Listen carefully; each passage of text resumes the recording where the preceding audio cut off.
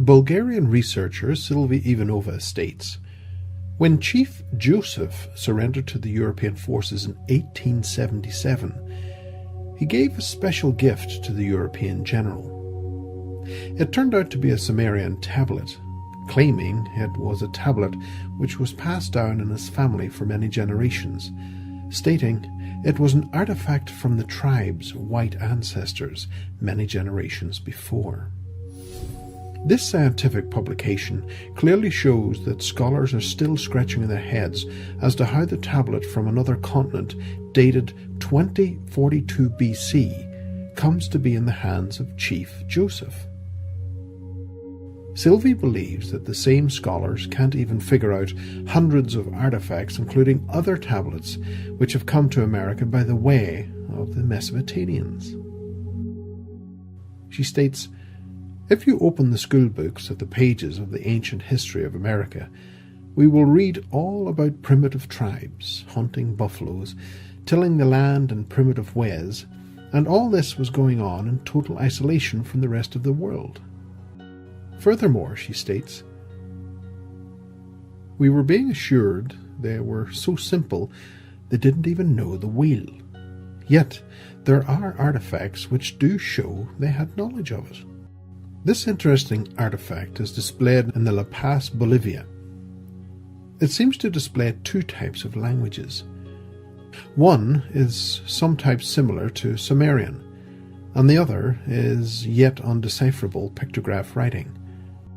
Just to remind you, according to mainstream popular history of this area, there was no writing in this region except for the Quipo style. This is the Quipo writing with knots and ropes, and the nearest writing systems to this, according to mainstream history, would be the Mayan, Olmec, Aztec, and so on, according to Sylvie. This is interesting, she states, since other types of writing styles found on artifacts within the Americas fall into hundreds if not thousands of examples. This figurine is part of the Las Paz Museum exhibition and displays signs on the side which could also be interpreted as a form of writing. In the Taos cave in Ecuador, Sylvie claims, numerous tablets were found with unknown writings along with other artifacts showing clear connections with South America and ancient Europe and Asian cultures. Various gold tablets were also among the artifacts found. These artifacts clearly don't belong to any of the cultures listed in schoolbooks found in America. The Taos cave findings aren't an isolated case. For instance, the priest, Father Crispy, collected thousands of amazing artifacts from locals. And as often with these types of finds, a fire destroyed nearly all of the artifacts. Sylvie claims he was a good man and gained the trust of the local people due in part to his good deeds toward them. Locals began giving him artifacts, and many of these, she claims, showed clear connections with the so-called Old World. This, she states, should come as no shock, as the tribes were well aware of these connections with their brothers on the other side of the ocean, and recorded an arrival, for example, on Aslan. This Aslan, she speculates, may well be Atlantis, because even the Mayan in their codex mention that the people of Aslan suffered a terrible disaster and fled from their land. According to the Maya, these people gave them culture, and according to their beliefs, this led to them building many of their wonderful cities. Ancient Mayan history has recorded where they claim some of their white brothers came from a place on the other side of the Atlantic Ocean. In Popol Vuh, there are many other descriptions that support this belief, but also describe people coming across the Atlantic Ocean, but that also regular visits were maintained. Tribes in Guatemala say that even in the most adverse conditions, they will never forget their white brothers who came across the ocean from the east and built wonderful cities, she claims. Over time, she continues, many artifacts began to appear. Hundreds of them, for instance, surfaced in the state of Michigan. Other artifacts found by Russell Burroughs from Illinois about 2 decades ago are denied serious scientific study because they don't fit into the history which is being preached in school. A smear campaign was launched with the help of mass media claiming they were fake. Of course they could be, she claims. Just like any of the artifacts in a museum can be fake. But the legitimacy of the Michigan Tablets, she claims, is hard to dispute, because they were found by different groups of people who documented their findings in the most reliable fashion in that time, namely by taking 10 men of good character from a village being built nearby, and were taken to the location of the find and observed the mound being opened and the artifacts being removed. After that they would sign their names as witnesses, and that these artifacts were not a forgery, and that they were indeed taken from the earth. This interesting scene, taken from one of the Michigan tablets, depicts a history lesson from an ancient school, and Sylvie suggests that she is sure the children of that time were better informed of events than they are of today. Moreover, she continues, the Michigan findings that were found with thousands of countless other artifacts showing connections from the ancient Maya and Europe. So in this case, forgery is almost impossible considering the number of artifacts found, she suggests. These precious findings from Michigan were exhibited for some time as a hoax, Sylvie suggests. But it was the only way she could see that they would have been shown to the public. She was amused by the text used with the findings, which ask for anyone still finding these artifacts in the land to tell the museum. So on one hand, the museum tries to convince the public they were a hoax, whilst on the other, they are asking if you know of others and to tell them. As you can see, she says, they are typical Egyptian artifacts. Several hundred ancient urns were found in the waters surrounding Rio de Janeiro. This was found in West Virginia, and is the same writing as seen in Ecuador and in Illinois and many other places. So these are not isolated artifacts. This item is from El Salvador. If you feel you need to see real pyramids to accept the Egyptian presence in South America, here they are, she states. And as we covered earlier, parallels in building styles with ancient America and Egypt are too many to accept without common connection. Even minor details of the inward slanting walls are the same in both cultures, on both sides of the ocean. Not to speak of the polygonal wall designs, that is an extremely complicated style of building, which we find very difficult today. How comes both cultures on either side of the ocean are using the same styles, she asks, yet the mainstream archaeologists state they had nothing to do with each other? The Mayan arches bear remarkable resemblance to those of Zikkurat of Ur in Iraq. Look at the tool marks left on the rock quarries in South America. They are very similar to those seen in Egypt. Yet another artifact with Sumerian-like writings this time was found in West Virginia, inside a burial mound.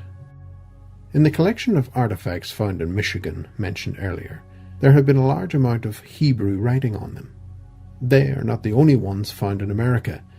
Here are some found in Ohio. Another from Ohio is this time a Minoan pendant.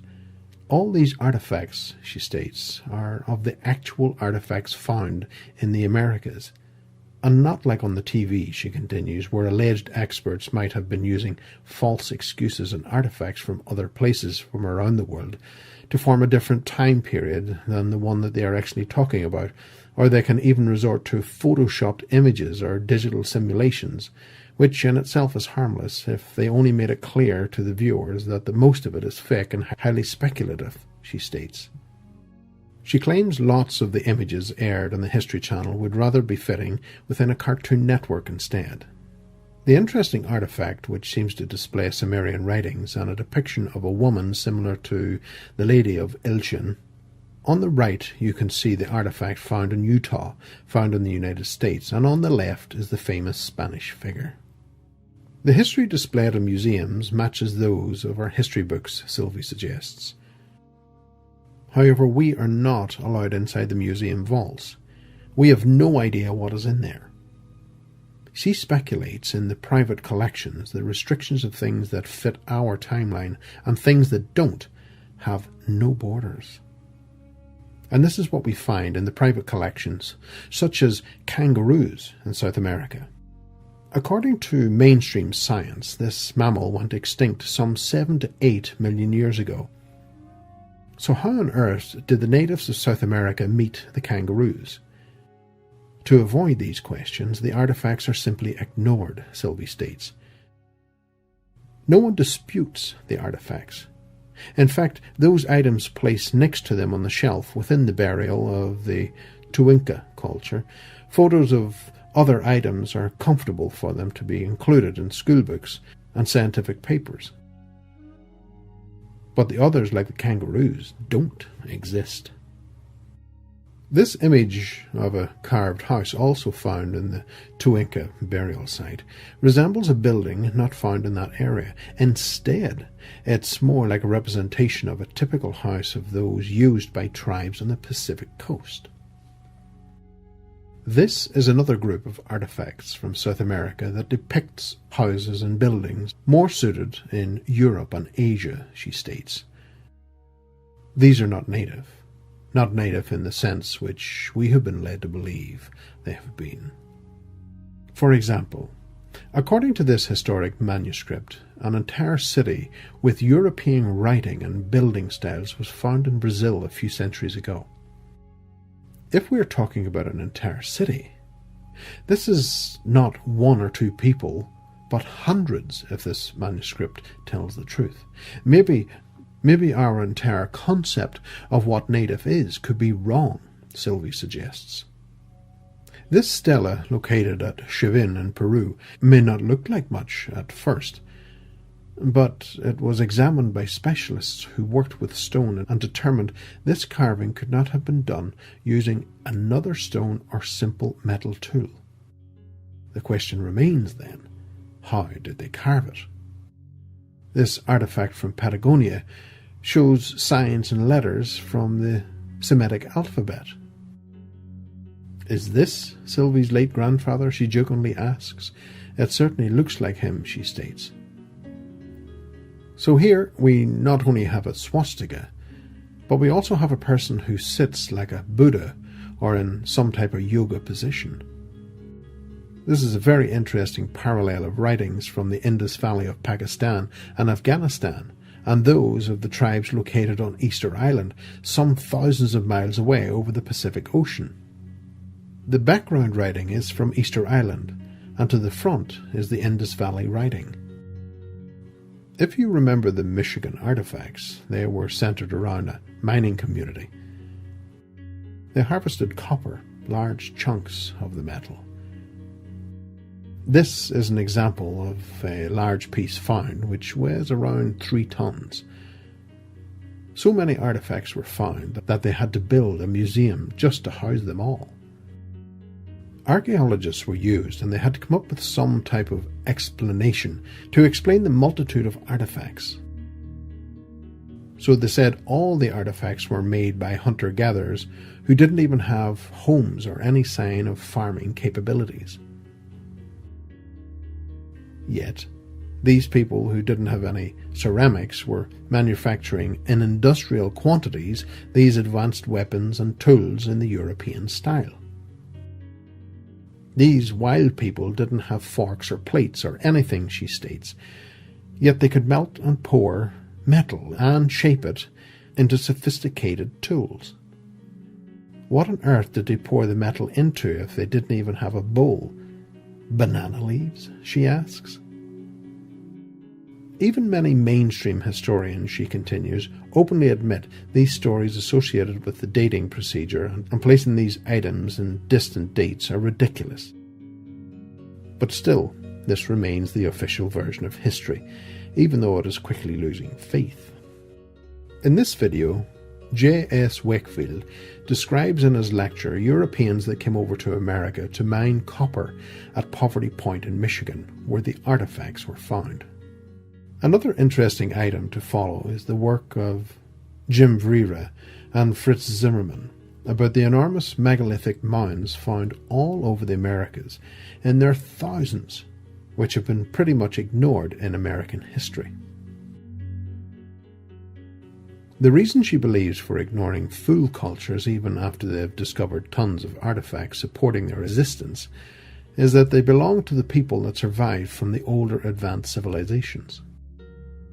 These people, she believes, had the capability to travel from continent to continent, but the modern parasitic paradigm continues to try and trick the people into thinking that the only way to have advanced technology and civilizations is to comply with their ideas and their parasitic way of life, of pollution, war, lies, and violence.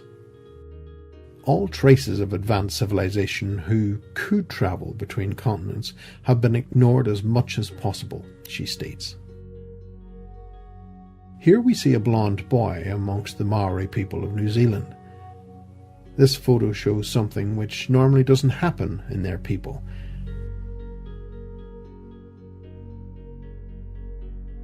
Though this may reflect a throwback gene from another race of people, possibly from Atlantis, she believes, or even Europe. There was a tribe in Dakota called the Madan Indians, who have sadly been wiped out.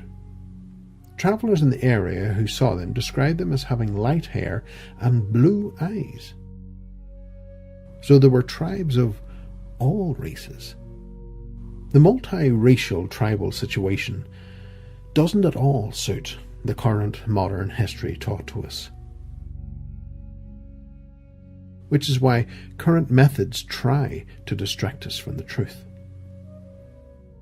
If you start talking about the Caucasian people in the Americas, it's usually followed by loud screams from those who think the history of the Caucasians of the land may rob somehow the Native Americans from their history, she believes.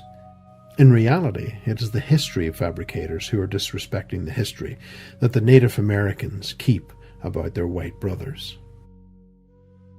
The fabricators are working hard to erase the memory of everyone from the time when the natives and the Caucasians were friends.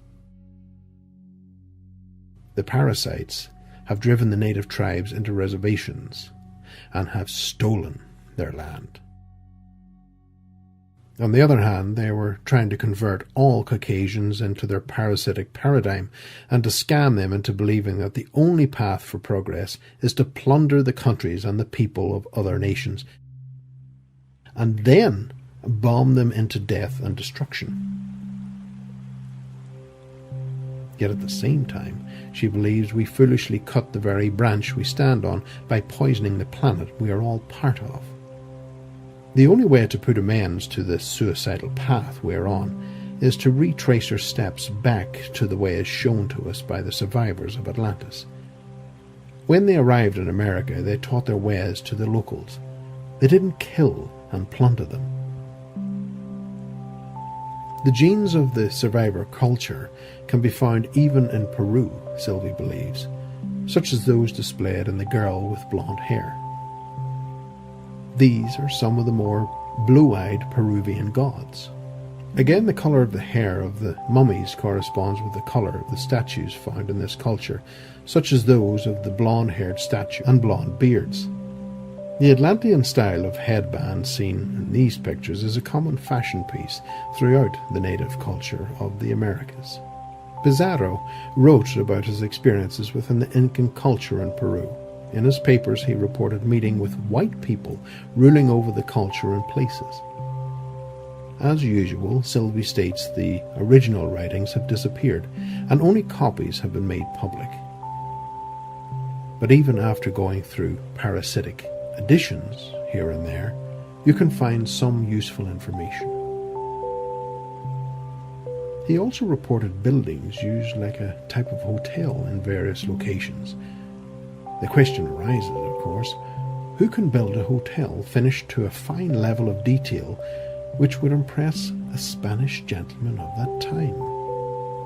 Some other sources quote, "He found over 500 Inca gods living amongst the people, displaying blonde hair and blue eyes." As we will see later, in all the books written at that time, when America was supposedly discovered for the first time, were not to the taste of the history fabricators. This is why the originals were seized and quarantined or destroyed, and we can only, if we're lucky, source copies of these books which can be made available. This is an old painting of a fair-skinned Inca ruler. Everybody and everything was there in America. Giants, dwarfs, even possibly aliens. Brian Forrester, Sylvie suggests, is publishing a wonderful work on the subject. This man is being given an injection for some reason or another and towers above the white Caucasian. Dwarves have also been mentioned in the jungles of America, and Sylvie was told a story about a researcher who had his own experiences with these beings, but she has no idea if they are actually still alive. It is unfortunate that tribes have been completely decimated due to their fellow man. Sylvie tells of her experiences in Peru when she spoke with a soldier who was sent into the jungle to clear an area. He claimed he simply followed orders, and this, of course, she learned, was the murder of all the tribespeople within that particular area.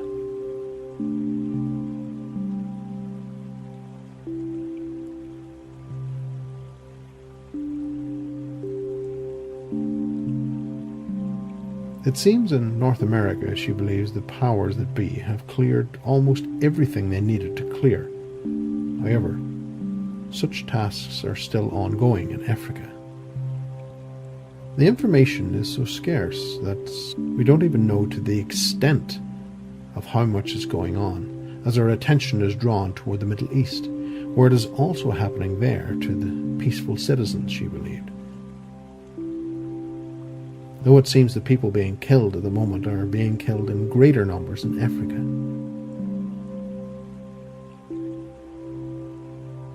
Going back to Peru, this is a newborn baby with an elongated skull. This goes against all the claims of boarding to change the skulls.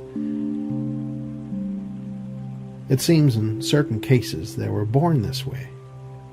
Here in this video, there are more additional resources on this topic. These old photos are of Native Americans.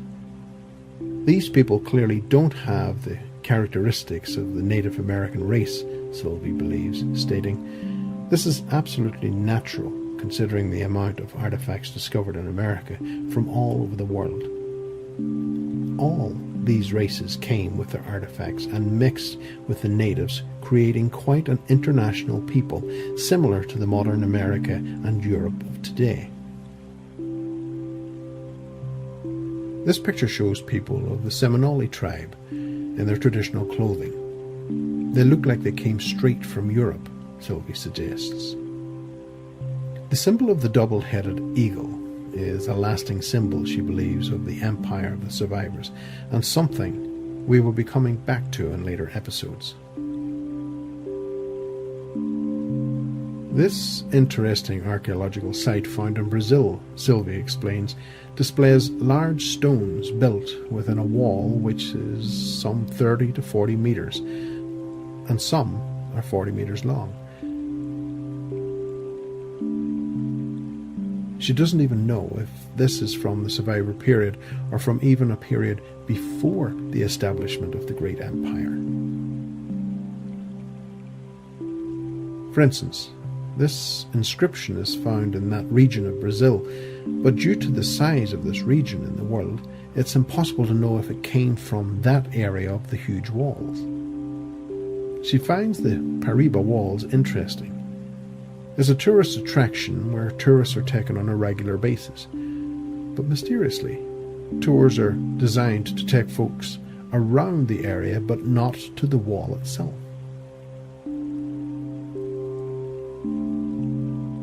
The walls of Pariba, she claims, are also similar to the area around the equally mysterious Inca stone. The stone is declared a total mystery, as they cannot find a civilization responsible for making it, and its language is not known.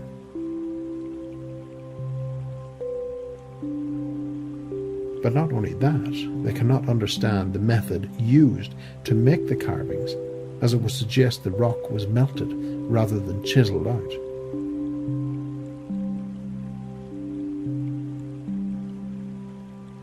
The most suspicious thing about the Inca area, including the Pariba wall, are the regular round marks found on other stones. Sylvia asks if it were possible something was hitting the stone with enough force to melt it. She suggests this type of damage could reveal a lot about our lost history, as they are found in other sites around the planet, and always on sites that don't fit the narration of the fairy tales that is our history. They can be found in Africa, in Bulgaria for instance, in the elf castles where geologists don't believe these have been made naturally. In previous videos, Sylvia has already shown samples with round marks. It is strange, she points out, that these are found near the cities and not in the wilderness. The most likely reason, she believes, was by using some sort of Sodom and Gomorrah style weapon to destroy the remains of the older civilizations.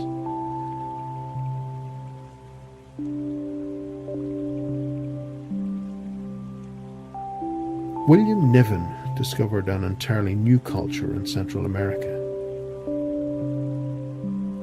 Not in the jungles where it's hard to study, but outside Mexico City.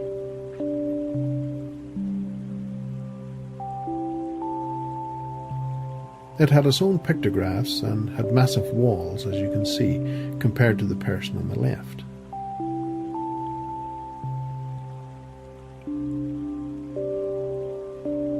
It was a relatively advanced culture, and they collected over 40,000 artifacts, big enough to open a museum, she speculated.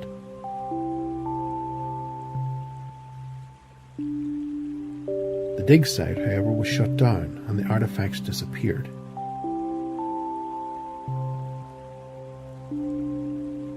It seems, she states, this culture was not old or primitive enough. It didn't comply with the fairy tale history we have all been readily told. All we have are photos of possibly 10 items out of the thousands. We see pictures of beads and pots, which don't in themselves contradict the official history.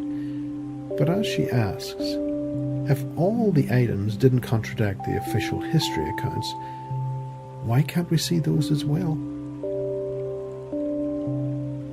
Moving on to the deception of elephants in the pre-Columbian era, it's very uncomfortable for mainstream historians who believe the elephants were there, but that was some 10 to 12,000 years ago.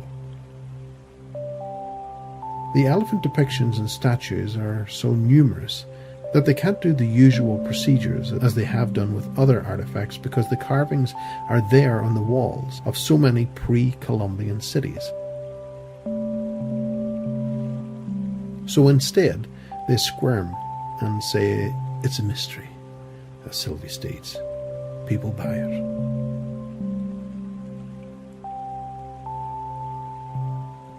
This artifact, for example, belongs to the Tehuanacan culture. And this is from the Michigan collections.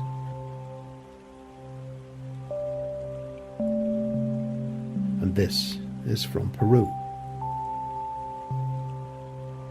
The Mayans even used the elephants in their writings, she believes.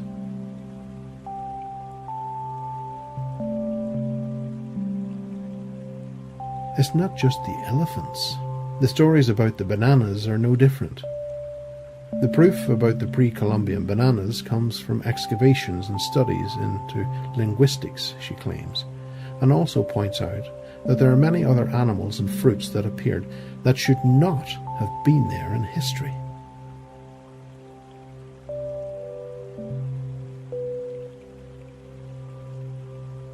This is a very interesting group of artifacts from Mexico.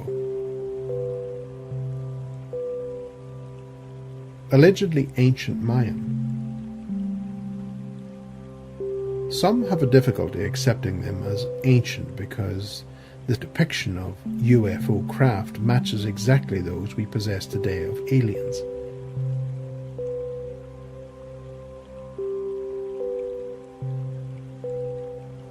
But this does not mean that they are not real. Klaus Donner, an Austrian researcher, has done tests on the artifacts, so they could be genuine, she speculates.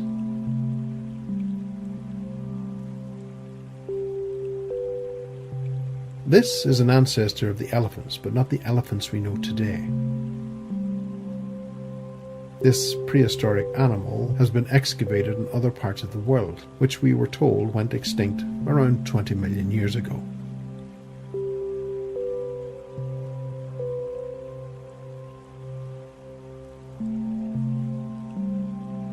Sylvie asks, then how on earth did those alleged primitive cultures in the Americas know about these animals?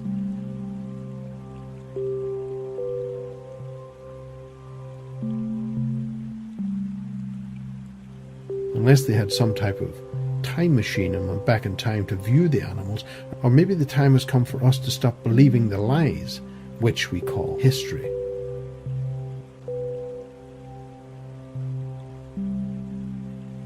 The famous Olmec heads depict people with alleged African appearance. And they're also seen depicted on the murals. And she suggests the native cultures had a naturally dark complexion. But they went further, using darker pigmentation to denote the darker skin tones than others, she suggests. Aztecs are nearly, if not completely, wiped out. But this is a picture which shows how some of them used to look. Not only Africans, but other nations were freely travelling, even from China. Sylvie met this girl in the Amazon rainforest. The Shapiri people, whom she spent a year and a half with, were Asian in appearance, she claims.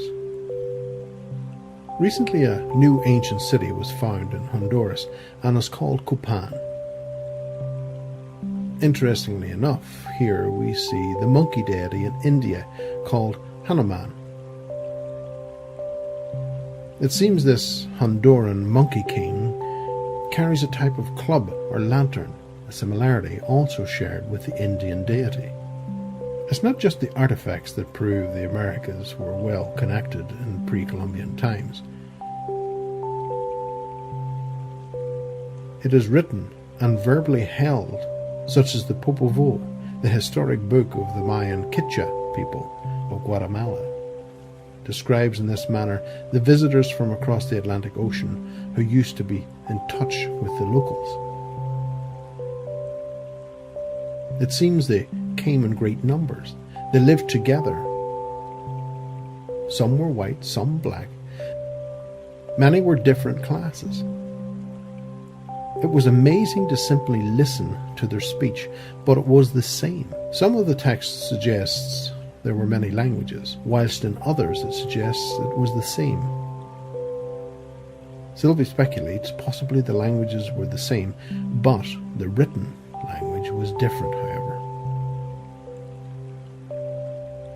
A traveller called James Churchworth observed that some Japanese and certain American tribes can understand each other without any need for a translator.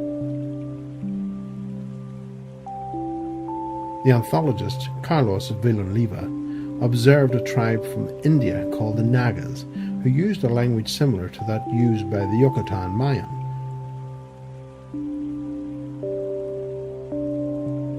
But Sylvie asks, surely all languages had a series of components which are similar.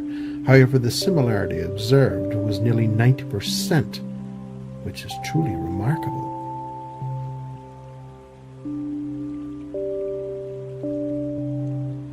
By now, Sylvie claims we should see that the history told to us in schools is utter nonsense. Other examples along these discoveries can be found in this book as well.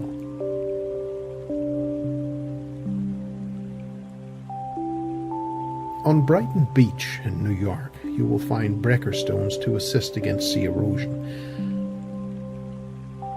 However, the stones used appear to be some sort of ruin. Are these stones, she asks, from some sort of historic site we are not supposed to know about?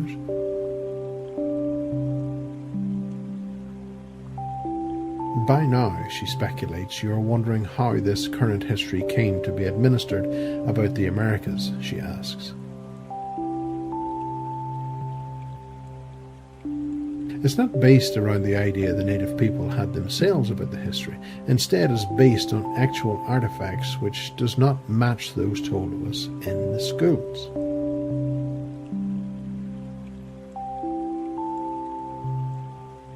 The official history of the Americas was composed. It's a story, written by characters such as one Diego de Lando, a bloodthirsty murderer who destroyed countless artifacts of the culture and history of the native peoples. Burning the artifacts and even the natives themselves before sitting down and rewriting the history of the Americas.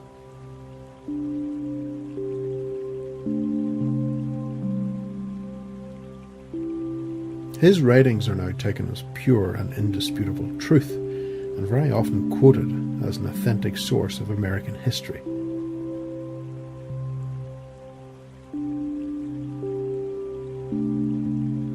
It's his books that are the main cornerstones of the modern, current history of the Americas.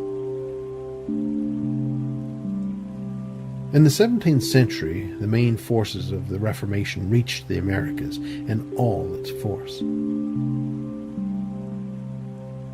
Its military-style action was vicious and cruel, she suggests, which changed the paradigm of history and eradication of the peaceful existence.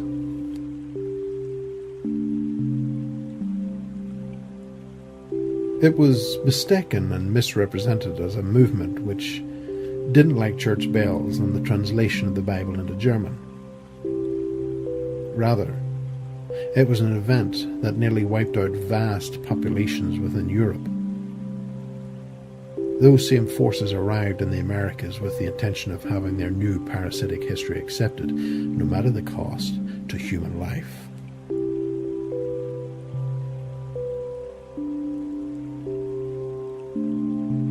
No wonder their prime targets were the old books, the keepers of oral traditions and artifacts. Their jobs was much easier in America, and they wiped out hundreds of thousands.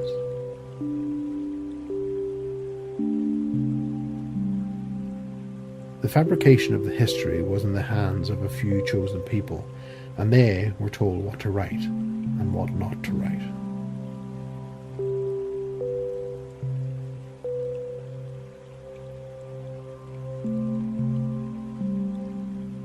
There were already Caucasian people living in America long before Columbus, she states. So it wasn't the European people that caused this, but rather the parasitic Reformation process and the hidden hand which guided movements and caused the massive loss of life. If you listen to this is how the Reformation history fabricators described their fellow man, namely the murderers who arrived on the shores of the Americas. The men who arrived were very peaceful, God-fearing and compassionate fellows. But all the problems occurred because of those strange Native Americans, who for some unknown reason were trying to fight them.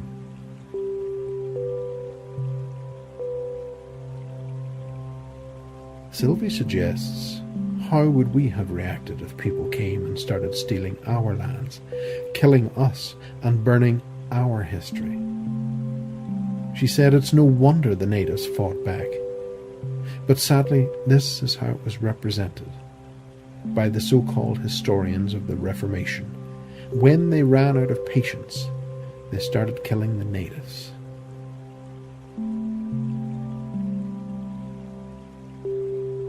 As Sylvie points out, not all the tribes were killed following the Reformation. She points out many were given blankets to keep them warm.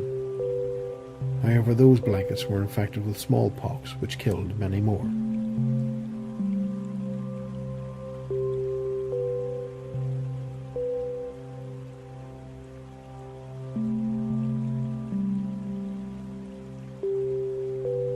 The US was formed in 1776. And that is right after the last pieces of the survivors were swallowed by the newly formed countries within Russia and Europe.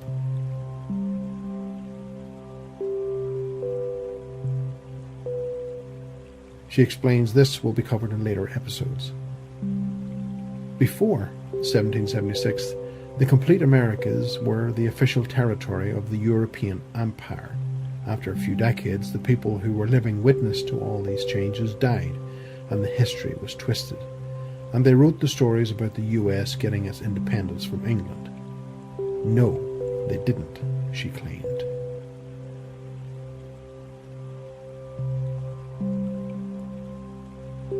But exactly the opposite is true.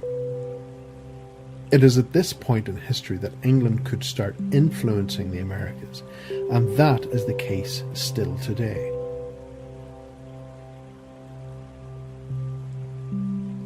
The governments of the US and England are still both intrinsically entwined by the same families, ruling in the background, which effectively rules the world from policies made within their governments, she states.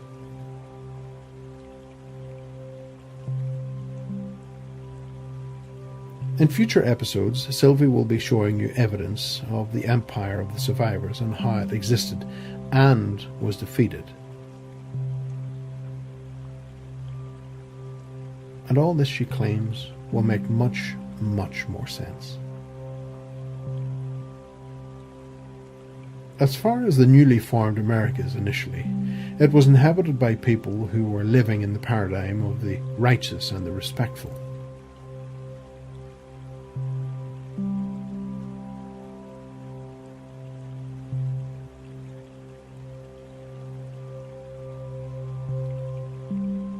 Okay, they were defeated, but it didn't erase their morals straight away. And that is why the Constitution of the United States was written in such a way that respected human rights.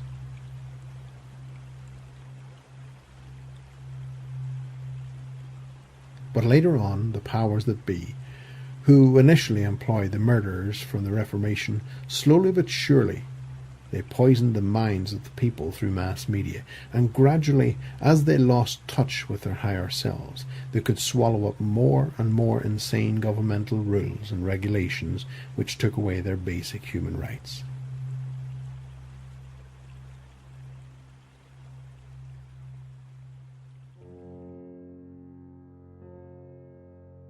The modern fabricated history we are taught in schools, called Scaligerian, was the backbone written by Joseph Scaliger during the Reformation period.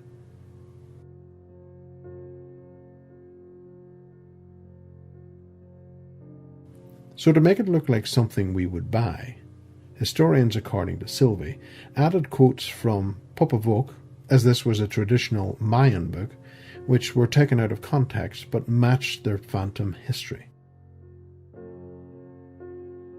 Actually, the book contains numerous references of connections with people from the other side of the ocean, and even connections from the Catholic Church.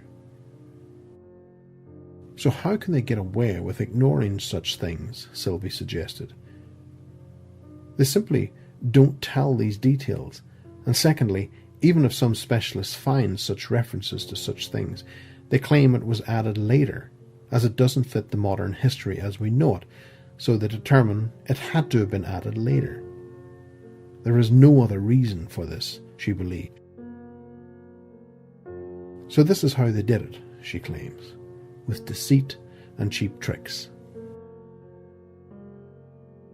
Another frequently quoted source of the fabricators is taken from Verdadera de la Condesa de la Nueva España, written by a member of the crew of the Cortez. And it details first-hand accounts written by Bernal Diaz.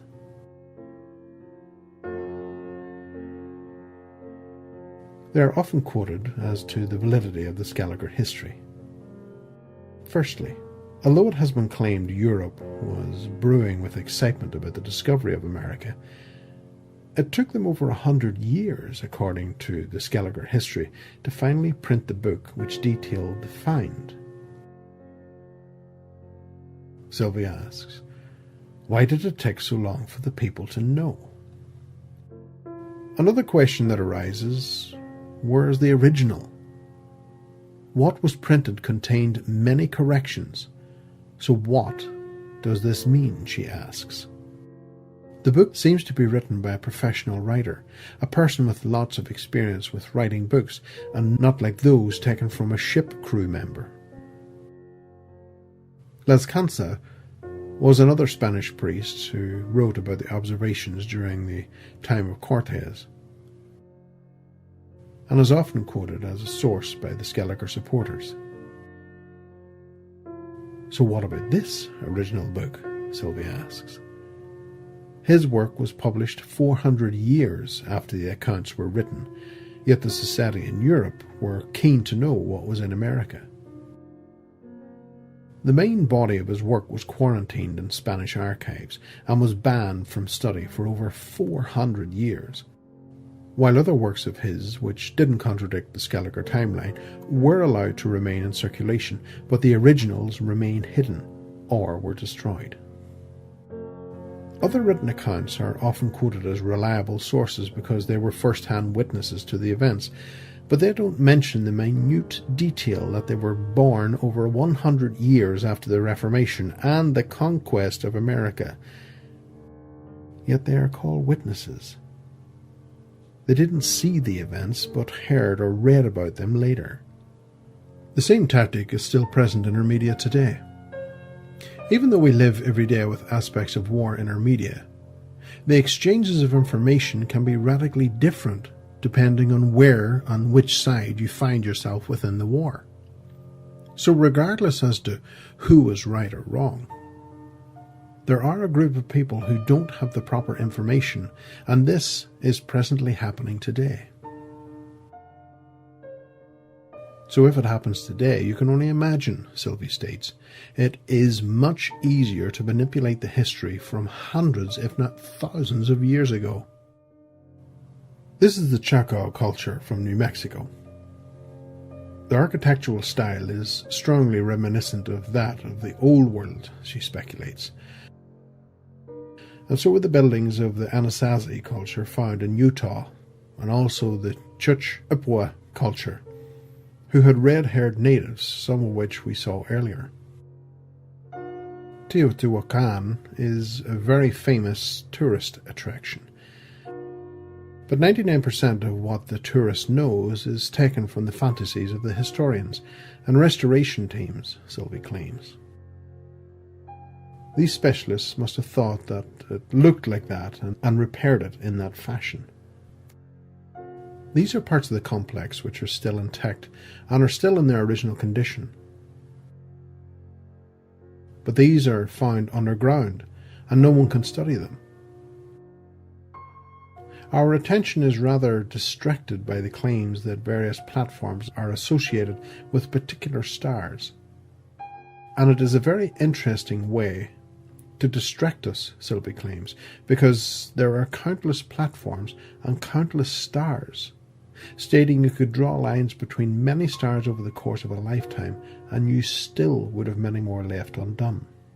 These images are from lesser known areas around the site, where the original stones have been forgotten. Or maybe they forgot to hide them from the tourists. But what we see are regularly cut stones with possibly a high energized tool, or even the rock melted and cast. In addition, the builders, we are assured, lived in this type of housing. Then how, in the preserved past of the Teotihuacan, can we see an entirely different picture? We find platforms and even entire squares covered in a thick layer of cement. Even in the walls and floors we find the same cement layers, she states. From original accounts when the city was first discovered, it even mentioned that the roofs above the beams of the houses would have had a thick layer of cement. So why, according to the official history, did hut dwellers build the city, she asks. According to the official records, it seems it is quite the opposite. Those who have been researching on site are telling different things. Margel Covarrubias claims mysterious foreign elite whose motherland was situated somewhere in the east. This famous Mexican ethnologist went on to say, having mastered the more primitive local tribes, the strangers stood at the top of the new civilized culture, formed on the basis of the cultural fusion of the two cultural streams, local and foreign. This makes sense, Sylvie suggests, in that the rough primitive work belongs to the locals, whilst the sophisticated stonework would belong to the foreign culture. So actually, many historians are doing their work, but it's not being included in the school books. The Swiss explorer Sigvald Lenny, who for many years conducted research into the area of the city, said the local population was driven out from the valley by some unknown foreign people who built the city in its splendour, and he refuses to acknowledge even the possibility of fusion of both cultures. Many anthropologists are spotting the obvious parallel between the Asian and the American arts. They could not have developed independently. They were all intertwined, Sylvie suggests. If you wish to explore the history behind this, you should consider checking out the works of Paul Ravit, Jose Embeleone, Carl Ginze, and Leonard Adams. An interesting Mayan archaeological site in Mexico is called Ispalenque. Within its famous temple of inscriptions are a couple of images which are found, and some would suggest, according to Sylvie, represent astronauts using sophisticated technical equipment, or at least that's the way people would choose to interpret it that way.